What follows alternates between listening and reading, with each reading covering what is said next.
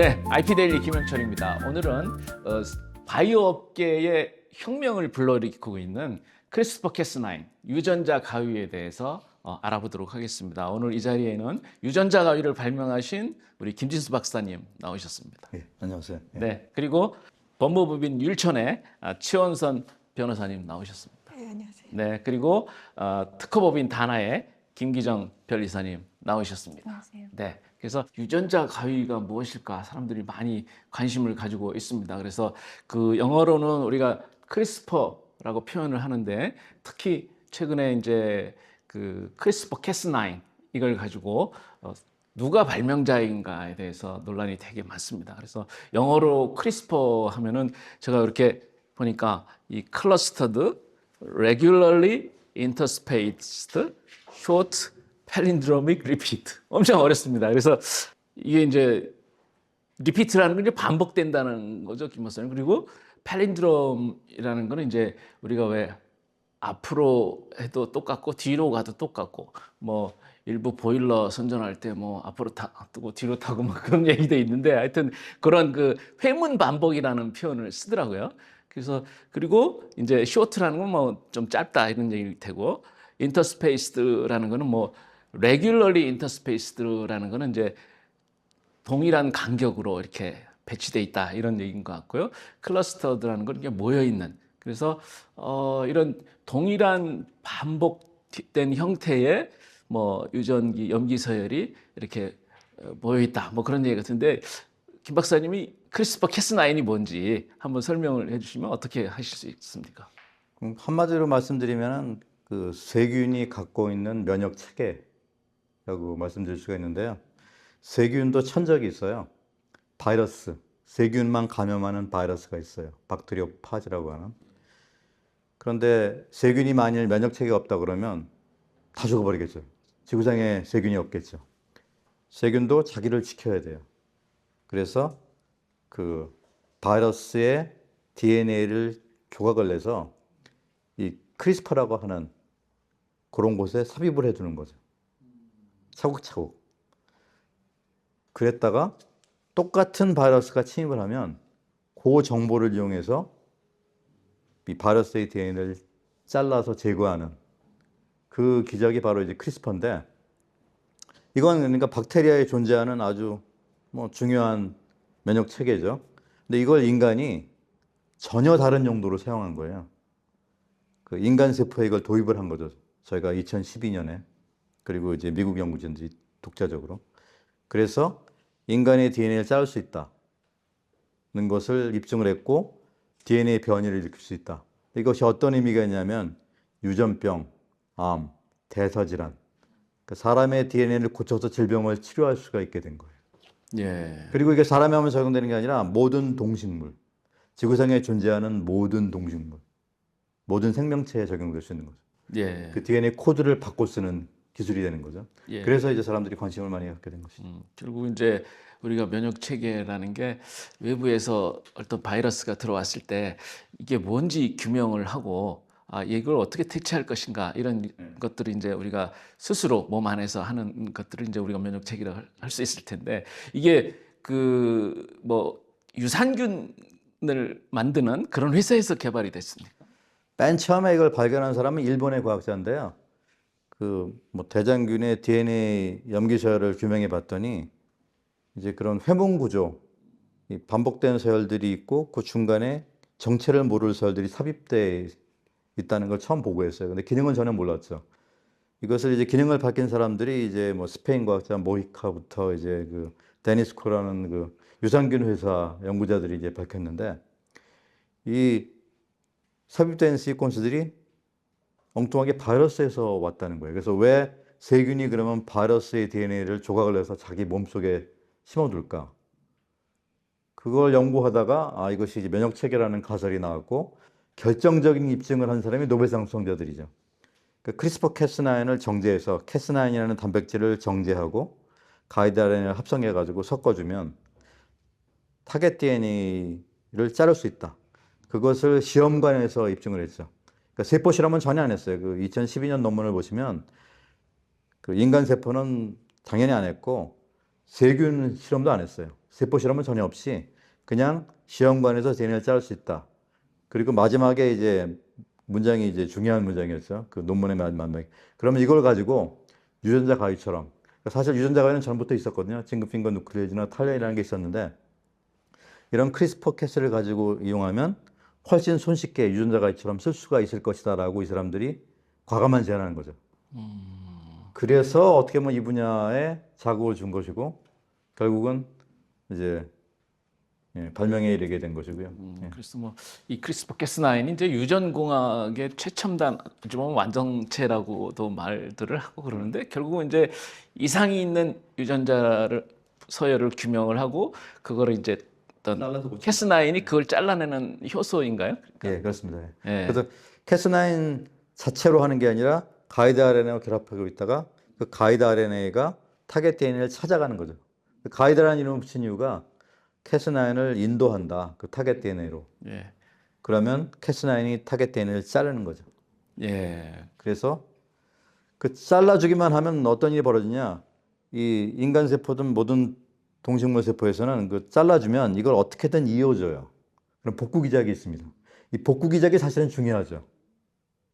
이 크리스퍼 캐스는 자르기만 하고 복구 기작을 통해서 인간이 원하는 변이가 일어나는 거죠. 교정이 되든 뭐 돌연 변이가 일어나든. 예.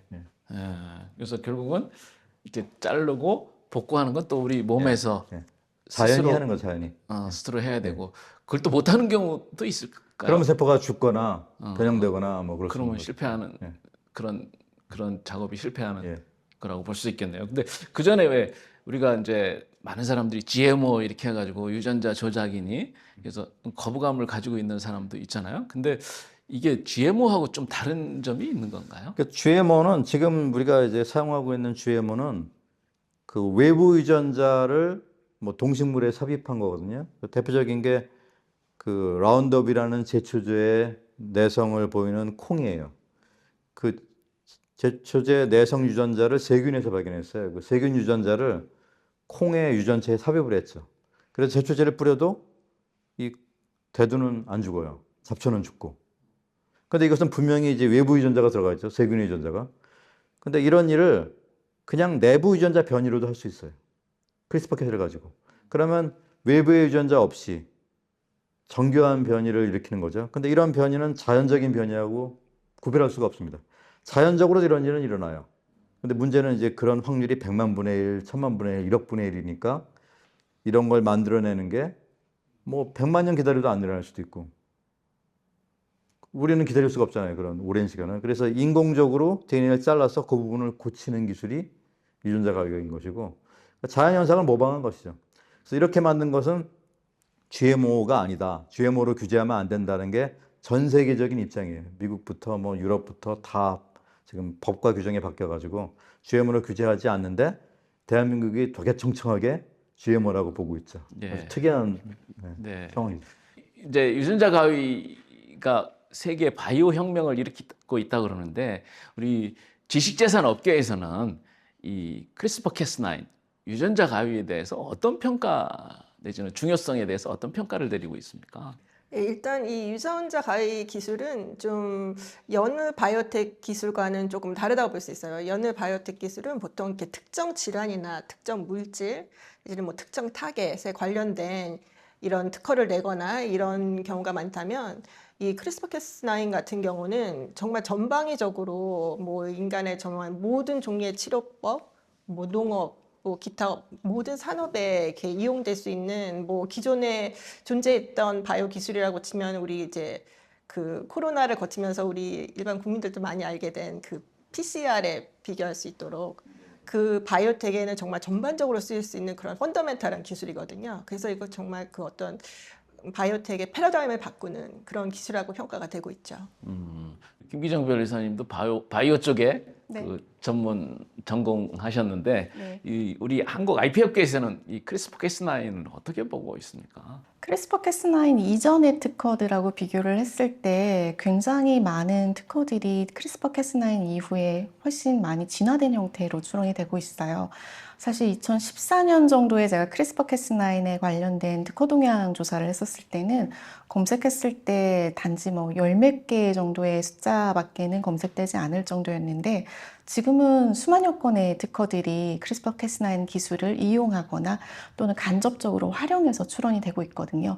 그럴 만큼 업계 전반에 굉장히 큰 영향을 미치는 걸 특허 출원에서도 확인을 할 수 있습니다. 네, 그래서 우리가 이제 유전자가 크리스퍼-캐스9을 저는 이제 접한 게 우리 이 코드 브레이커라는 그 유명한 월터 아이작슨이 쓴 그 제니퍼 다우드나의 그 전기인데 여기에서 저는 크리스퍼-캐스9을 봤는데 그리고 여기에 이제 그 제니퍼 다우드나하고 그 에마뉴엘 샤르팡티에가 사실은 노벨 화학상을 받았잖아요. 근데 이게 이제 미국에서 누가 발명자인가를 놓고 저촉 심사라는 걸 벌이고 있는데 저는 궁금한 게 이 노벨 화학상까지 받았는데 왜 다시 이런 그 최초 발명자를 가리는 그런 그 미국 특허청의 그 산하기관이라고 할까요? 하여튼 미국 특허심판원 피탭에서 진행이 되고 있는데 왜 다우드나가 이렇게 발명자로 인정이 안 되고 지금 보면은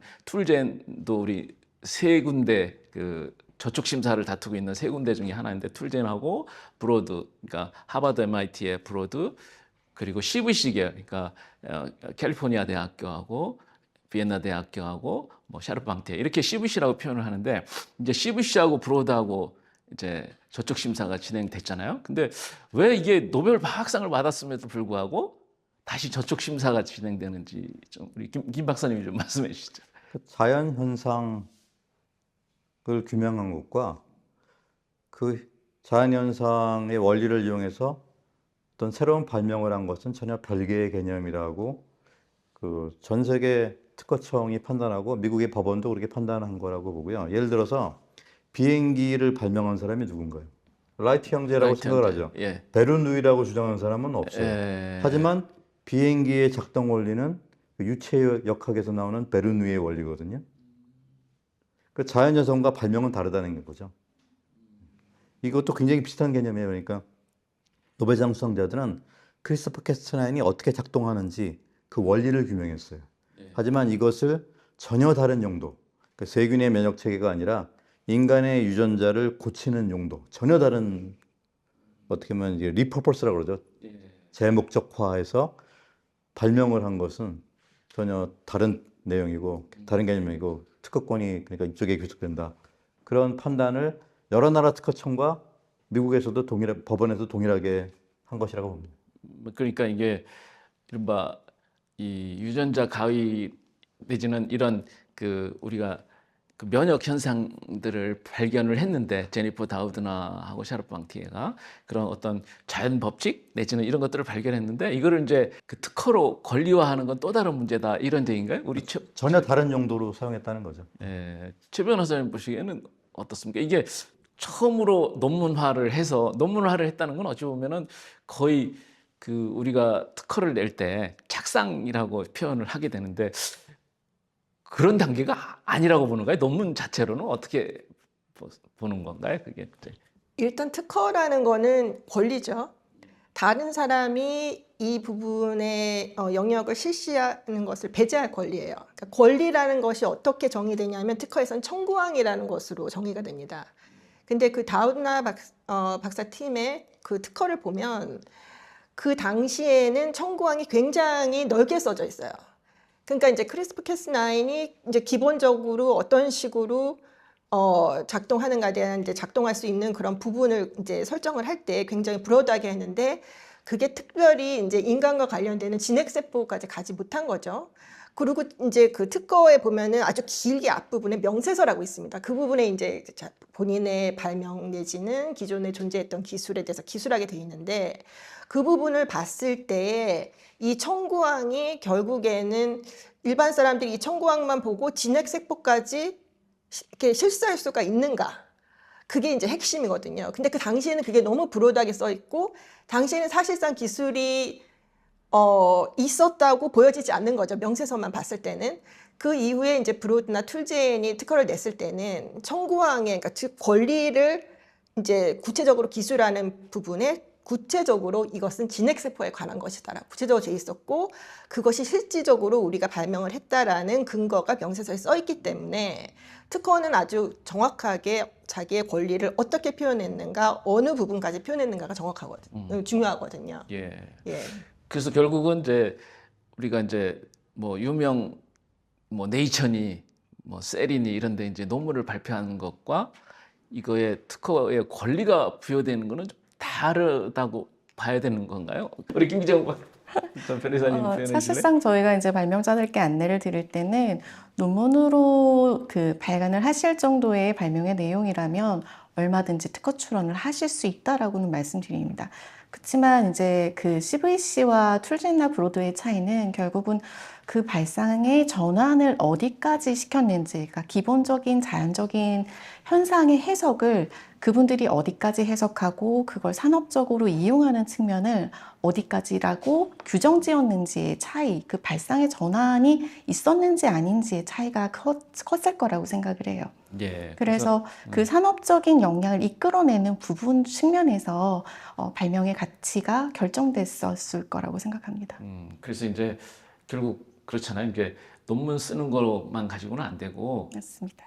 결국은 특허를 출원을 해서 특허를 이제 우리가 허여한다는 표현을 쓰는데 등록이 돼야 되는 거죠. 그래서 이거는 참 재밌는 게 이제 우리가 미국은 2011년 뭐 실행은 2013년에 됐지만 2011년에 새로운 특허법이 이제 개정이 돼서 AIA 액트가 돼가지고 그 전에는 이제 최초에 발명한 사람이 특허권을 갖는 선발명주의를 채택했었는데 그 이후에는 이제 선출원주의, 누가 특허를 처음 출원했는가 이런 거를 중심으로 맨 처음에 출원하는 사람에게 특허권을 주는 그런 선출원주의, 뭐 영어로는 first file이라고 표현을 하던데요. 하여튼 그런 거로 이제 바뀌었잖아요. 그래서 이 크리스퍼-캐스9의 소송은 2012년 주로 이때 다투니까, 그죠? 2013년에 AI 액트가 실행이 됐으니까 선발명주의 시대에 그런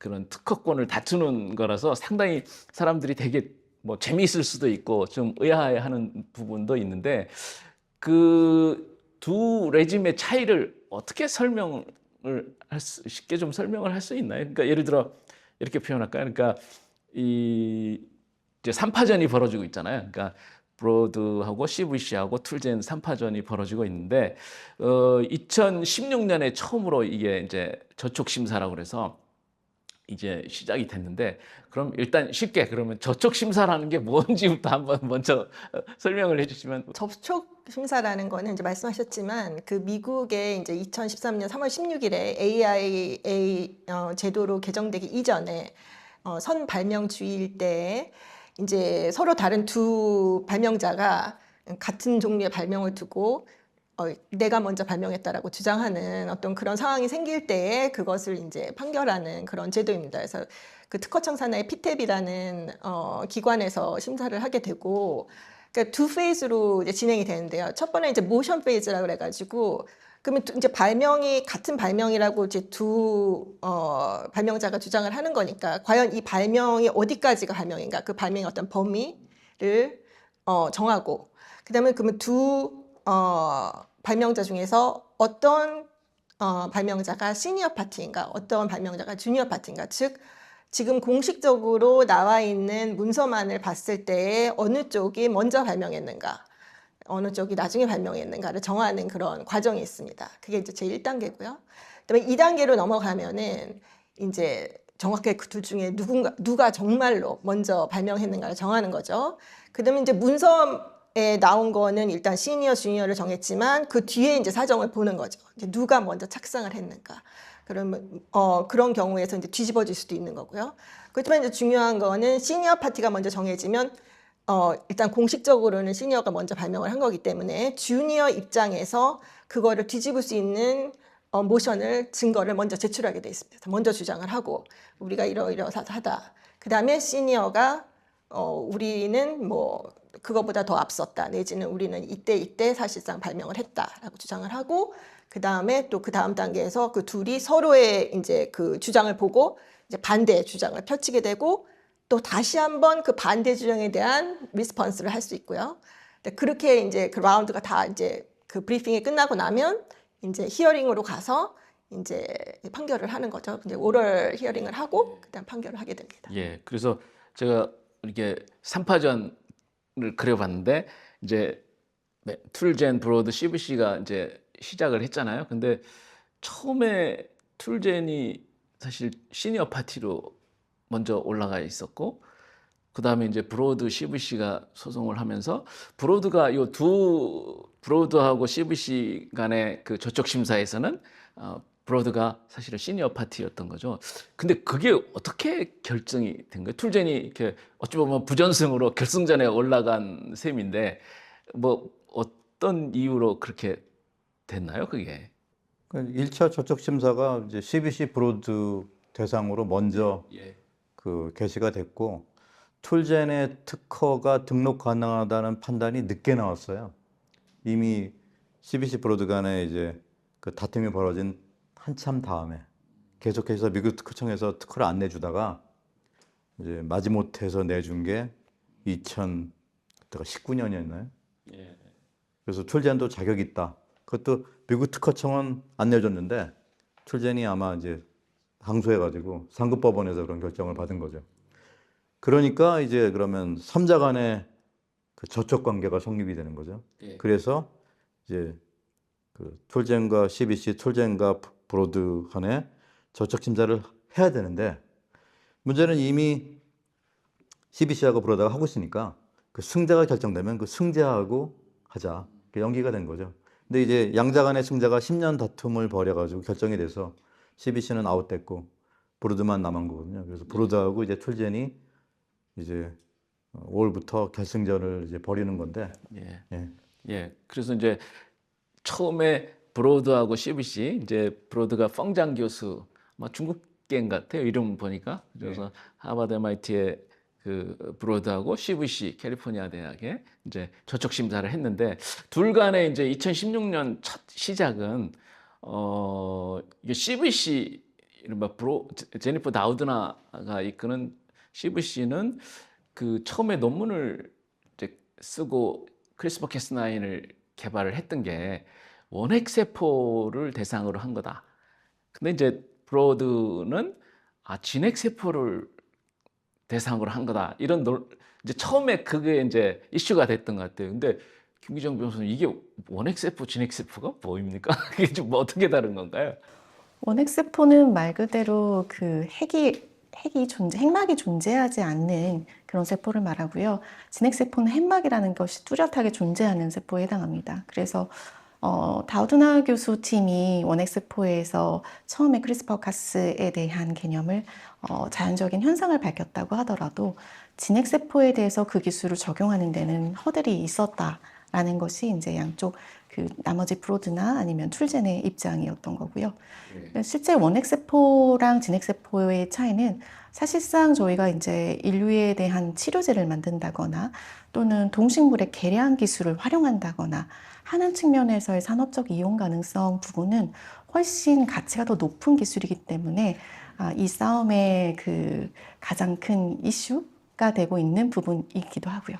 그러니까 일반인들이 보시기에 이제 예를 든다면 제가 하나 그려왔는데 이게 집신벌레나 아메바 이게 이제 원핵세포라는 거죠. 그러니까 원시적이란 뜻이 아마 원핵세포인 것 같고 진짜 핵이 있다 그래서 진핵세포는 우리 이제 사람 포유류라든가 식물은 식물도 진핵이고요. 진핵이고요. 그래서 하여튼 좀 더 진화된 그 세포라고 볼 수가 있을 텐데 그래서 처음에 이제 그 CVC 브로드가 다툴 때는 원핵세포, 진핵세포 논란이 있었는데 그래서 이제 이 CVC가 지니까 다시 특허를 출원해서 이제 또 2차 저촉 심사를 벌이게 됐는데 혹시 뭐 2차 심사에서 혹시 이슈가 무엇이다는 우리 최 변호사님이 설명해 주실 수 있으신가요? 네, 그러니까 결국에는 이제 1차에서는 아예 인터피어런스가 성립하지 않는다고 판단을 한 거죠, 피텝이. 왜냐하면 인터피어런스는 아까도 말씀드렸지만 같은 발명에 대해서여야 되는데 이게 같은 발명이 아니라고 판단을 한 거죠. 이제 원핵 세포에 관한 것과 진핵 세포에 관한 것은. 그 다음에 이제 이때 CBC가 이제 본인의 이제 청구항을 약간 수정을 해가지고 이제 진핵 세포에 관련된 거로 하면서 그러면 이거는 같지 않냐 이렇게 들어간 거예요. 그러면은 이제 오케이 같은 거다. 그러면 인터피어런스가 성립이 됐다. 그래서 이제 본격적으로 심사가 진행이 됐는데 그러면 이때에 이제 결국에는 CBC의 특허는 그 앞에 명세서에서의 설명이나 그것을 기준으로 봤을 때 결국 진핵세포를 권리로 주장할 만큼의 설명이 되어 있는가. 그러니까 이 발명자들이 그러니까 두 가지가 중요하거든요. 명세서를 쓸 때에는 미국 특허법에서는 두 가지를 보는데 이 발명자들이 그 기술을 가지고 있었다고 충분히 보여지는가. 이 명세서만 봤을 때. 두 번째는 통상의 기술자들이 이 명세서를 보고 실시할 수 있는가? 이 청구항에 나온 내용을 실시할 수 있는가? 그거거든요. 근데 이제 이 CBC의 애초에 그 명세서에서는 그 진핵세포에 대한 내용은 전혀 없었던 거죠. 그러니까 그것을 어떻게 자기네들 구현했다라는 얘기도 없고 어떻게 구현할 수 있는가에 대한 얘기도 없고. 그러니까 결국에 나중에 청구항은 계속 수정이 가능하거든요. 그러니까 컨티뉴에이션이라고 해서 계속 이제 연속해서 추론을 하면서 청구항은 계속 첨가되고 수정할 수 있지만 기본적으로 명세서는 바꿀 수가 없어요. 그렇기 때문에 그 애초에는 명세서에 그 부분이 충분히 설명되어 있지 않으니까 이 사람들이 기술이 가지고 있지 않았다 그때.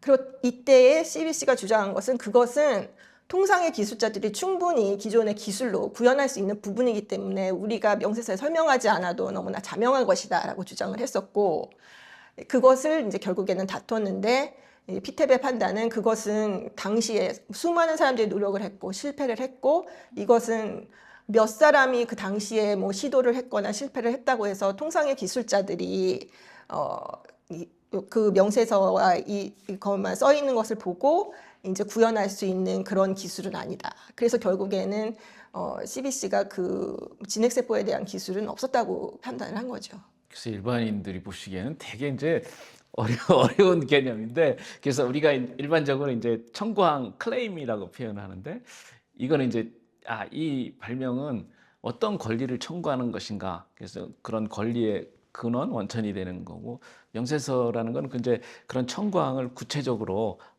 이 청구항은 어떤 걸 의미하고 뭐 어떤 예시를 통해 가지고 어떤 기술이다 이렇게 설명을 하는 그런 차이가 있는 건가요? 청구항과 명세서를 우리가 어떻게 구분을 해서 설명을 할까요? 그러니까 명세서는 기본적으로 거의 논문과 유사하다고 생각해도 돼요. 왜냐하면 백그라운드를 일단 설명하게 돼 있고요. 이 기술에 이제 여태까지는 사람들이 어떤 기술을 쭉 해왔고 이런 기술이 존재하고 그 다음에 어떤 경우에는 모티베이션도 들어가기도 하고요. 이런 면들은 굉장히 어려웠고 하지만 우리가 이것을 어떻게 해서 해결을 했다.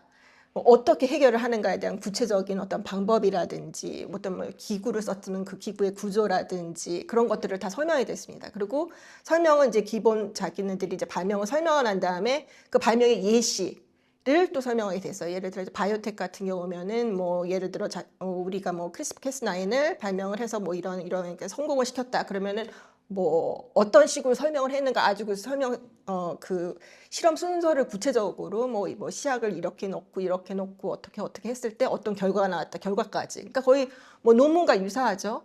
그런 부분이 명세서고 이제 청구항을 쓰는 거는 이것을 바탕으로 우리가 어떤 권리를 주장하고 싶은가죠. 결국에는 그러면은 우리가 이 크리스퍼캐스9을 진핵세포에서 구현하는 것을 내 권리로 주장하고 싶다. 대신은 크리스퍼캐스9을 뭐 사용하는 것을 주장하고 싶다. 이렇게까지 브로드하게 할 수도 있고요. 그 여러 가지 방법이 있는 거죠. 그래서 지금 미국 그 특허 심판원에서 벌어지고 있는 것들이 결국은 이제 크리스퍼캐스9을 누가 뭐 진핵세포, 그러니까 포유류 포함한 동식물 포함하는 그 진핵세포에서 누가 크리스퍼캐스9을 구현했는가.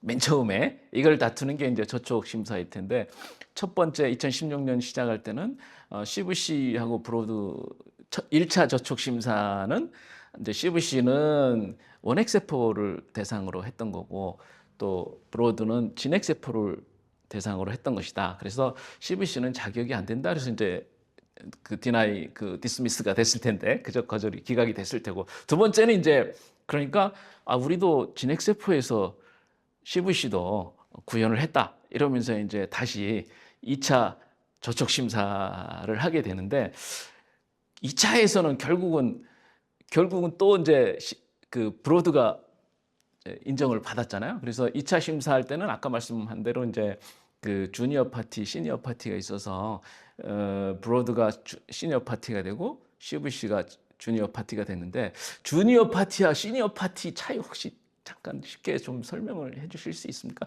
예를 들어 소송에서 내가 주니어고 상대방이 시니어다, 뭐 그런 차이가 있다면 어떤 차이가 있습니까? 그러니까 이제 이 시니어 파티, 주니어 파티는 이제 인터피어런스에 나오는 얘기인데요. 결국에는 이제 출원을 할 때 공식적으로 이제 출원 날짜가 있습니다. 그러니까 맨 처음 출원한 날짜죠. 이 기술을 가지고 보통은 가출원으로 많이 시작을 하죠. 프로비저널이라고 해서 그 어플리케이션을 처음 낸 날짜. 그러니까 그 날짜를 기준으로 어느 그 두 파티 중에 어느 파티가 먼저냐를 그냥 심플리 그 공식적으로 나온 날짜만을 보고 결정하는 겁니다. 그래서 아예 처음에 저촉 심사를 이제 승인을 할 때부터 이제 피텝이 정하죠. 뭐 시니어 파티는 툴젠이고 뭐 주니어 파티는 브로다 이런 식으로 정하게 됩니다. 그러니까 그래서 중요한 거는 이제 그 시니어 파티가 이제 일단은 네가 먼저 발명한 거로 보인다. 근데 한번 다퉈보자. 이래서 이제 저촉 심사가 진행되는 거고 그러면은 도전자가 주니어 파티가 되는 거죠. 그러니까 먼저 올라간 사람을 대상으로 이거를 기각을 해야 되는데 그러면 입증 책임 같은 게 상당히 달라지는 거죠. 주니어 파티, 시니어 파티가 되게 되면. 주니어 파티가 지금 입증 책임을 지고 있는 입장이기 때문에 본인들이 착상과 구현 그리고 끊임없는 노력들을 같이 해왔다라는 사실에 대한 입증을 해야 되는 상황이기 때문에 입증 책임을 지고 있는 사람들의 부담이 굉장히 큽니다. 반대로 이제 그 시니어 파티로 인정을 받은 사람들은 출원일 자체가 앞서 있는 상태이기 때문에 그것보다는 훨씬 유리하고 주니어 파티가 그 이야기하는 착상의 시점이 우리는 언제다. 라고 주장을 했을 때 만약에 그게 받아들여지는 상황이라고 하면 그거보다 본인들이 더 먼저 착상을 했고 발명을 구현했다라는 부분을 다시 입증해야 되는 그런 두 번째 턴에서의 방어적인 입장을 가지고 있습니다. 그래서 이제 이 CVC 브로드가 2차 저촉 심사를 이제 피텝 특허 심판원에서 진행을 했는데 또 이제 결국 특허 심판원은 브로드가 먼저 발명한 게 맞다 이런 판정을 내렸잖아요. 근데 그래서 이제 항소법원에 올라가서 이제 다시 다퉜던 거죠. 그래서 항소를 해서 CAFC라고 미국 연방 항소법원. 그래서 미국은 사실은 이게 이제 연방제라서 좀 헷갈리는 측면도 있는데 특허에 대한 이슈는 다 연방법 관할이니까 사실은 연방법원에서 하게 되는 거잖아요. 그리고 연방법에 관할되는 부분의 항소심은 다 이제 CAFC라고 연방 항소법원에서 진행을 하게 되는데 그 연방 항소법원의 판단은 혹시 최 변호사님이 이렇게 설명해 줄 수 있나요?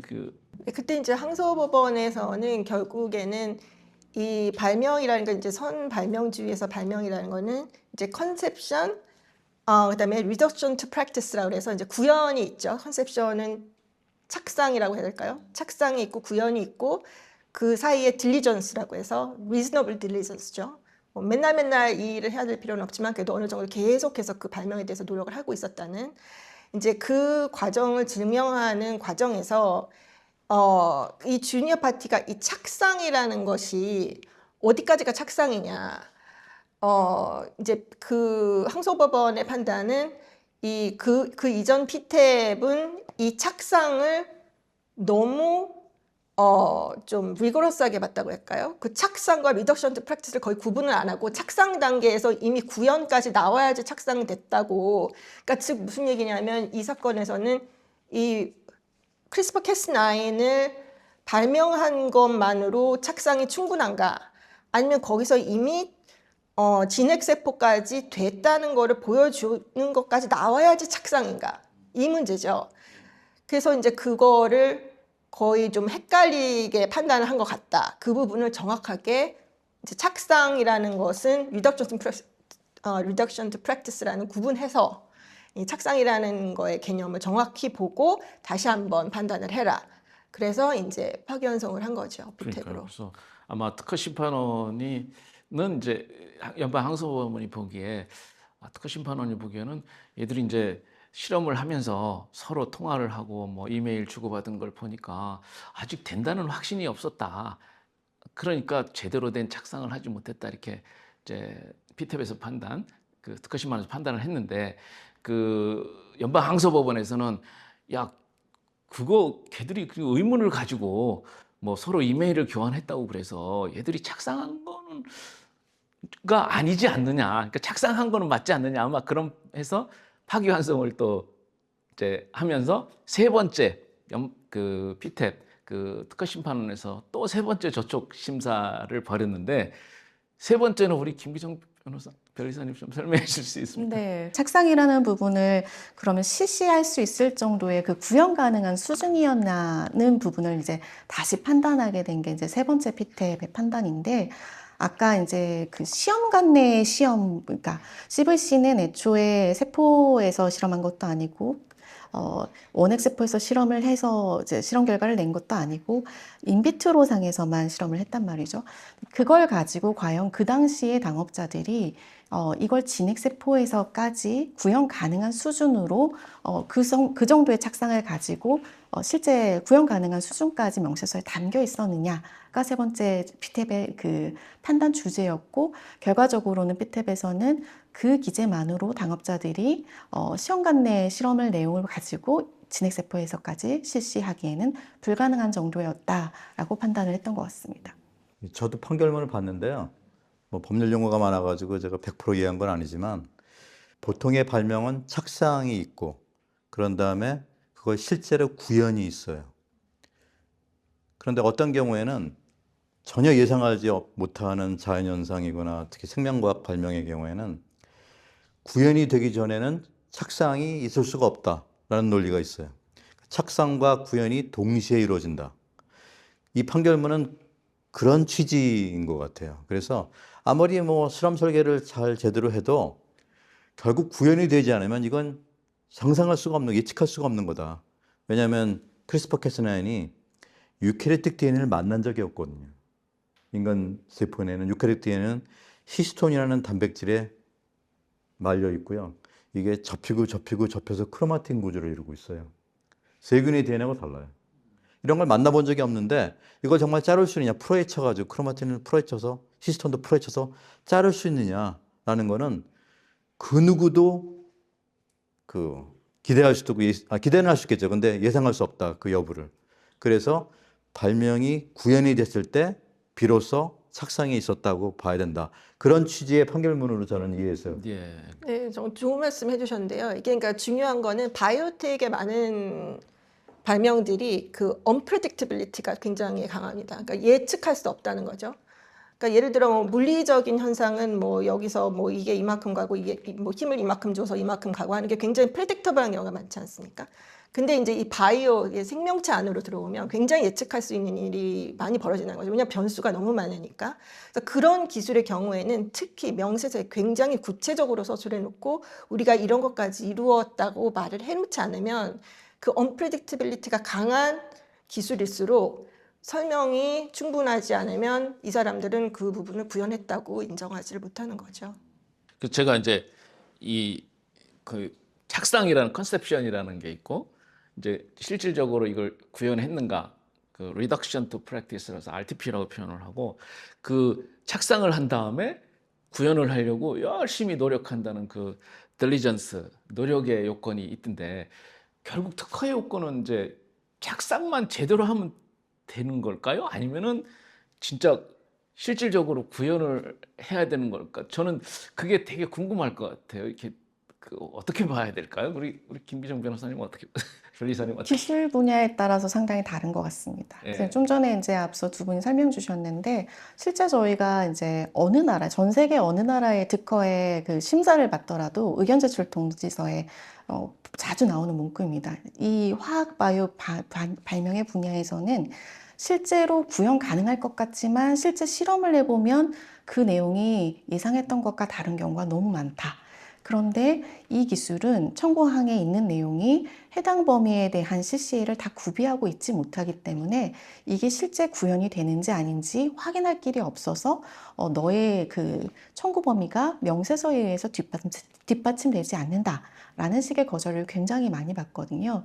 그래서 여타의 기술 분야에서는 착상, 그러니까 어떤 일종의 설계도만 가지고도 기계나 아니면 어떤 메커니즘을 가지고 있는 전자 같은 경우에는 구현이 될 거라고 성공에 대한 합리적인 예측이 가능한 수준으로 나오지만 화학 바이오 기술에서는 예측 불가능에 대한 부분이 굉장히 심합니다. 그래서 항상 의견 제출 통지서에서도 그렇게 나오는 거고요. 그래서 아까 박사님 설명해 주셨지만 착상과 구현의 동시적인 요건을 요구하는 게 사실은 많은 전 세계 그 PTO에서 받고 있는 의견 제출 통지서의 내용 중에 하나라고 볼 수 있습니다. 되게 어려운 개념 같은데 이게 결국 이제 특허라는 거는 착상만 제대로 했으면 특허가 부여되는 거잖아요.